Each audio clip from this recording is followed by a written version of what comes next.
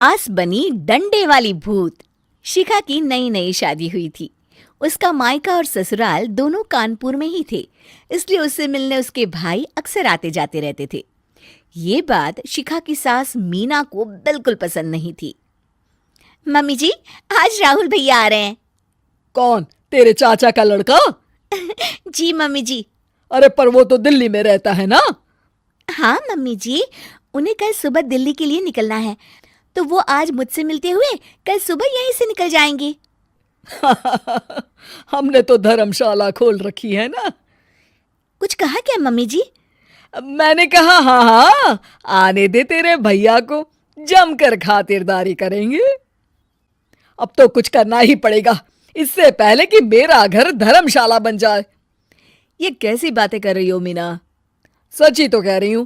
अभी इसकी शादी को साल भर भी नहीं हुआ और आए दिन इसके घर वाले आ धमकते हैं। अरे तो क्या हुआ, वो इसी शहर में रहते हैं तो हाल चाल लेने आ जाते हैं। इस बार मैं उनका हाल और चाल दोनों ही बिगाड़ दूंगी। अब बहुत हो गया जी। अरे ये कैसी बातें कर रही हो, हे भगवान। बस आप तो देखते जाइए। शाम को राहुल आता है। नमस्ते आंटी, कैसे हैं आप लोग? हम लोग तो ठीक है, तुम कैसे हो बेटा? मैं भी अच्छा ही हूँ आंटी। बस आज रात के बाद नहीं रहोगे। चलिए भैया, मैं आपको हमारा घर दिखाती हूँ। रात में खाने के टेबल पर शिखा, रोहित कहीं दिखाई नहीं दे रहा।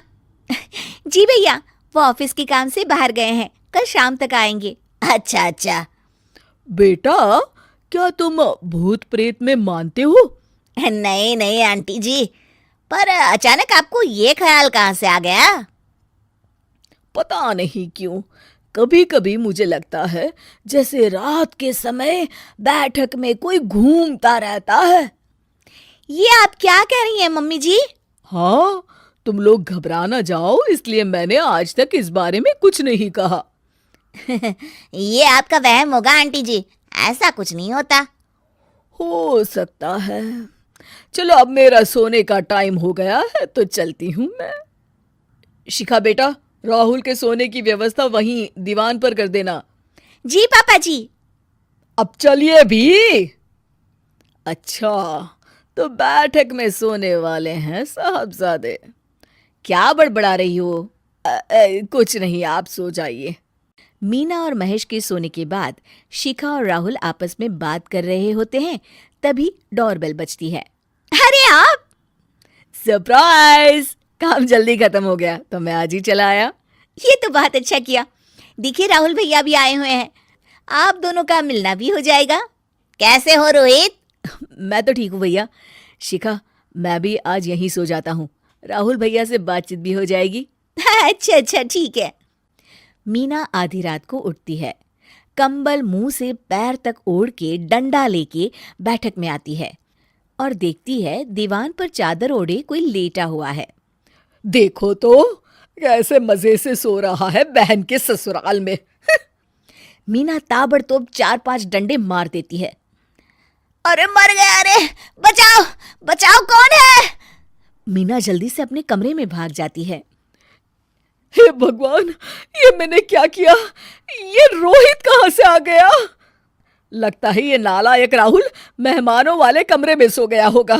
आज तो इसकी खैर नहीं। उधर बैठक में, अरे क्या हुआ रोहित? मैं बाथरूम में था, तुम्हारे चिल्लाने की आवाज सुनी। पता है भैया, मैं सो रहा था, अचानक से कोई आकर मुझे डंडे मारने लगा। ये क्या कह रहे हो?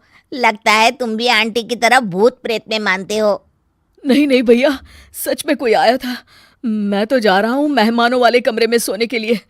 इस समय अपने रूम में जाऊंगा तो शिखा की नींद खराब हो जाएगी। ठीक है भाई, जाओ तुम, जहां तुम्हारा भूत डंडा लेके ना आ सके। थोड़ी देर बाद मीना कंबल ओढ़ के डंडा लेकर मेहमानों वाले कमरे में पहुंच जाती है। वो बिस्तर पर सोए रोहित को फिर डंडों से मारने लगती है। अरे मर गया, अरे मर गया। तू भूत प्रेत में नहीं मानता ना? ये ले, अब डंडे खा। हैं? ये तो माँ की आवाज है। रोहित कंबल खींच देता है। बेटा तू! अरे ये क्या कर रही हो माँ? मार मार के मेरा भरता बना दिया आपने। माफ कर दे मेरे लाल, मैंने तो तुझे ही मार मार के लाल कर दिया।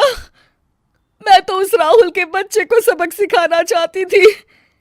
राहुल भैया को? हाँ बेटा, मुझे लगा अगर उसे डंडे मारूंगी तो शिखा के मायके वाले यहाँ आना छोड़ देंगे। हे भगवान, माँ ये घर शिखा का भी है, उसके घर वाले जब चाहे आ सकते हैं। हाँ बेटा, आज मुझे भगवान का इशारा समझ में आ गया। मैं कितना गलत करने चली थी और अपने ही बेटे को चोट पहुंचा दी। अब चुपचाप जाके सो जाओ माँ, और किसी को कुछ बताने की जरूरत भी नहीं है।